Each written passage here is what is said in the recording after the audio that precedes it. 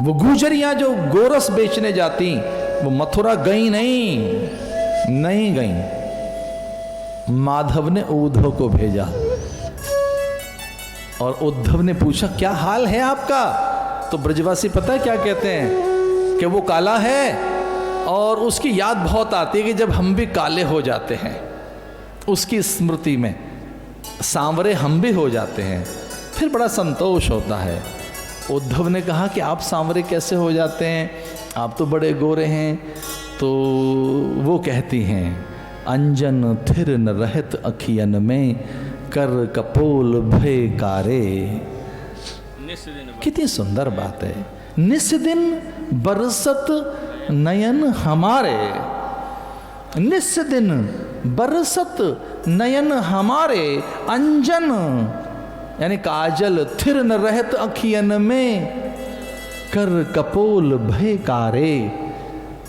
आंखों में सिर्फ अश्रु आए, वो बहते हैं, काजल हमारे कपोलों पर आता है। अब आंसू पोंछने के लिए हम हाथ लेकर जाएं मुंह पर तो आंखों का काजल आंसुओं के साथ घुल कर और हमारे हाथों में तो लगता ही है, और बार बार आंसू पोंछें तो हमारा भी मुंह सांवरा हो जाता है। शीशे में देखें बड़ा अच्छा लगता है कि लो हमारे चेहरे पर ही सांवरा आ गया है, बड़ा आनंद आता है। अंजन थिर न रहत अखियन में कर कपोल भय कारे, निश दिन बरसत नयन हमारे। उद्धव निकल रहा था ब्रज में से, पूछा था कोई संदेश देना है, कृष्ण को कोई बात सुनानी है? बोले हमारी कोई बात मत सुनाना, बहुत ही मन करे तो गौओं की बात बता देना। उद्धव इतनी कहियो जाए, अति कृश गायत भैये तुम बिन परम दुखारी गाय। उद्धव इतनी कहियो जाए, इसका अर्थ है अपनों को अपना दर्द नहीं बताया जाता, अपनों को कभी अपना दर्द नहीं बताया जाता, अपनी पीड़ा को छुपाया जाता है, उन्हें दर्द नहीं बताया जाता। बोले हमारा दर्द बता मत देना, हमारी आंखों के अश्रु नहीं बता देना, नहीं तो वो छोड़ छाड़ कर भागाएगा और फिर शंख नहीं बजेगा पांचजन्य, फिर गीता नहीं सुनाई जाएगी, फिर पांडवों को जय नहीं मिलेगी, उसके प्रयोजन की पूर्ति नहीं होगी, उसके अवतरण का हेतु सिद्ध नहीं होगा और उसमें भगवत्ता प्रकट नहीं होगी। हमारा कृष्ण भगवान बने, चक्र चलाए, गीता सुनाए, धर्म की रक्षा करे, हमारे पास केवल बांसुरी बजाए, इतने स्वार्थी हम भी नहीं हैं। वो जाए गीता सुनाए, भेजो हमारे कृष्ण को, ये जरूर कह देना। क्या? उद्धव इतनी कहियो जाए, अति कृश गात भैये तुम बिन।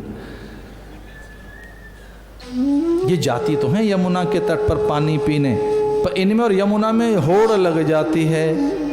ये पानी जरूर पीती हैं यमुना से, लेकिन यमुना और इनमें होड़ है। यमुना इन्हें भरपेट जल पिलाना चाहती है, लेकिन ये भी कर्ज उतार कर आती हैं। कौन? गौएं।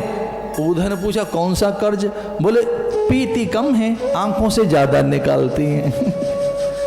बोले उतना पानी डालाती हैं जितना पीती नहीं है ये गौएं। उद्धव इतनी कहियो जाए, अति कृश गात भैये तुम बिन परम दुखारी गाय।